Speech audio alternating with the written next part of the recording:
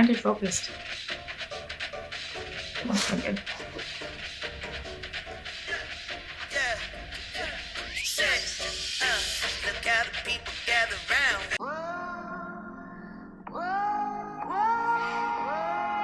Please note, this video is regarding sporadic overeating. It is not referencing eating disorders. If this is a consistent issue, becoming a pattern, or you have an eating disorder, please speak with your doctor or another health professional.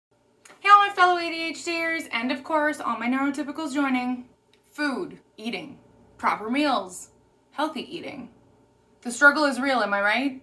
My whole life I've had a problem with not eating during the day and then binge eating at night. In my early 20s I started trying to eat breakfast, and in turn that actually made it so I wake up hungry and I eat breakfast pretty much every day, so that's at least one meal.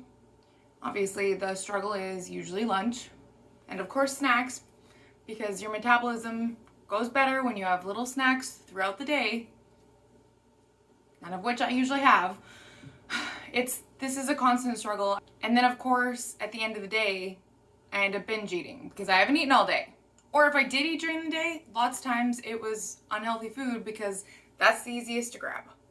Any of this sound familiar to anyone? There are many aspects to ADHDers' struggle with food and eating, so we're breaking it down. So, once again, welcome to part 1, why do ADHDers overeat?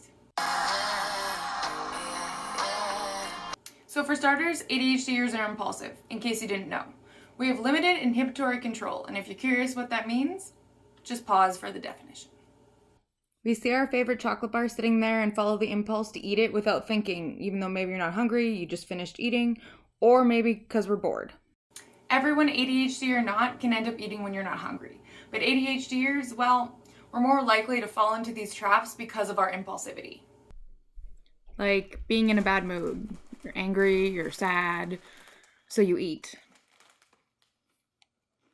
Or responding to social or environmental cues, like eating just because everyone around you is, even though maybe you're not hungry, maybe you already ate, but everyone around you's eating. Reward deficiency syndrome, delay aversion, and issues with delayed gratification all affect this overeating as well. Again, if you're curious, pause to read definitions. Our limited time window doesn't really allow us to see far enough into the future to recognize any benefits of not overeating in that moment.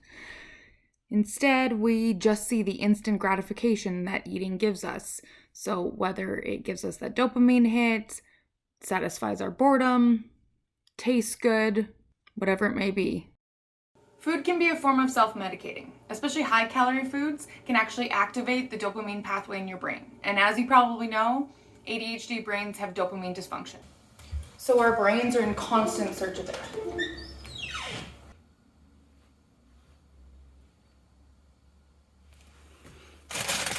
So what can we do about this? Here are a few questions to help spark the brainstorm process. Remember, when you think of the strategy or the plan yourself, you're much more likely to follow through with it. Ask yourself, am I actually hungry? Or am I bored?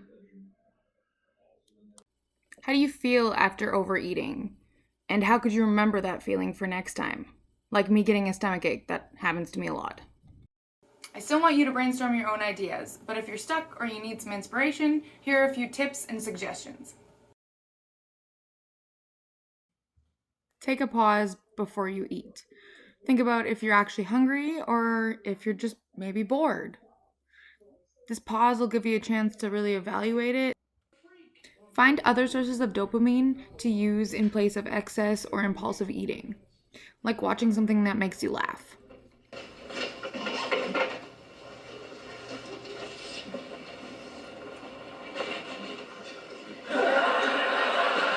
See, don't tell me that didn't make you laugh. Exercise is good too. But that can be a whole other thing.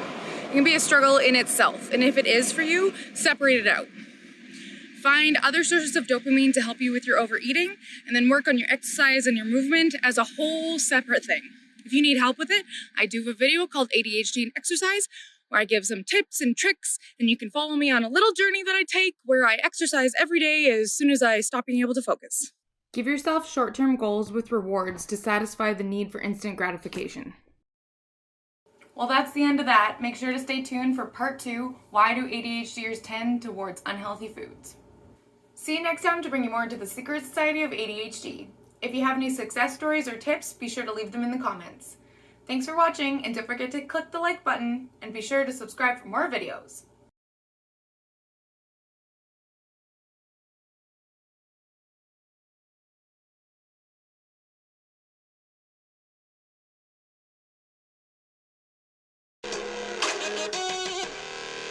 This is our show.